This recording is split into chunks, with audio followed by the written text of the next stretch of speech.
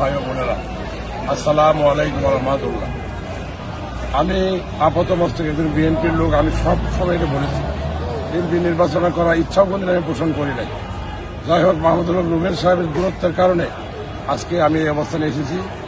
আমার জন্য অনেকে আপনার চেষ্টা করেছেন, কষ্ট করেছেন, আমার জন্য পরিশ্রম করছেন। আজকে দেশনায়ক, আগামী দিনের প্রধানমন্ত্রী, আমাদের পার্টির চেয়ারপারসন তারেক রহমান সাহেব, ওনার লোকের মাধ্যমে আমাকে ময়মনসিংহে আসতে বলে আমি সেখানে আসি। আমাকে অভূত সম্মান দেখিয়েছে। সেখানে আমাকে মঞ্চে ওঠানো হয়েছে। মঞ্চে উঠে উনি তার যে বুলেট প্রুফ গাড়িতে, সেই গাড়িতে উঠিয়ে উনি আমার হাত ধরে এমপি সাহেবকে বলেছে, এই যে উনি সিনিয়র লোক, ওনাকে মেনে চলবা, উনি নির্দেশনায় চলবা। কোন সময় জানা আছে এই ভুল পদ্ধতি হয় না। পরবর্তীতে বলছে, দল যদি ক্ষমতায় যাক আর না যাক, আমি আপনার সবসময় পাশে থাকবো। আবারও ঝিনাইগাতি শিল্পতির আপামর জনতার কাছে অনুরোধ, আমার অপরাধটুকু দয়া করে ক্ষমা করে দেবেন। ঘরের ছেলে ঘরে ফিরে আসতে বাধ্য হয়েছে। ধানের শীষে সকলকেই ধানের শীষ প্রতীকে আমি ভোট দেব। আপনাদের ঝিনাইগাতি শিল্পতি সকলকে ভোট দেওয়া।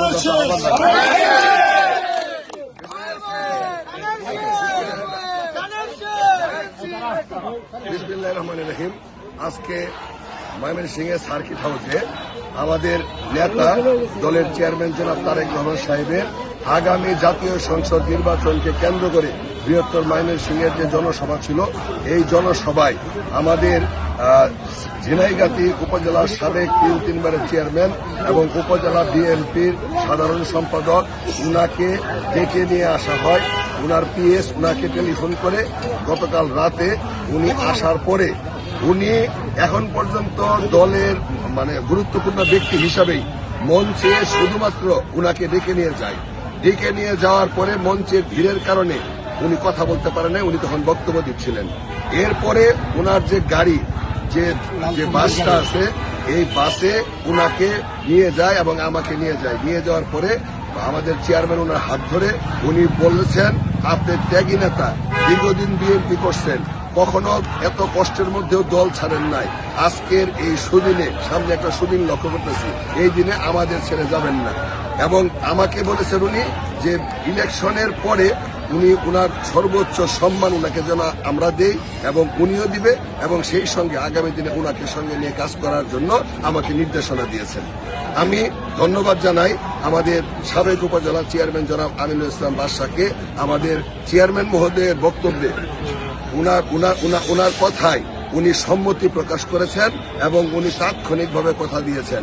এবং উনার সঙ্গে যারা আজকের এখানে উপস্থিত ছিলেন, ওনারা অনেকেই এই বিষয়টা, বৃহত্তর ময়মনসিংহের সমস্ত মানুষ মঞ্চে নিয়ে যাওয়া, গাড়ির কাছে নিয়ে যাওয়া, তারা উপলব্ধি করেছেন। তো সম্মানিত, আমি ওনার সঙ্গে যারা নির্বাচনের মূল কারিগর ছিলেন, হাতিয়ার ছিলেন, এখানে উপস্থিত রয়েছেন। আর বাকি যারা অনুসারী, ওনার অনেক ভক্ত আছে, অনেক ভোটার আছে, আর সব ভোটার ভক্তই বিএনপি।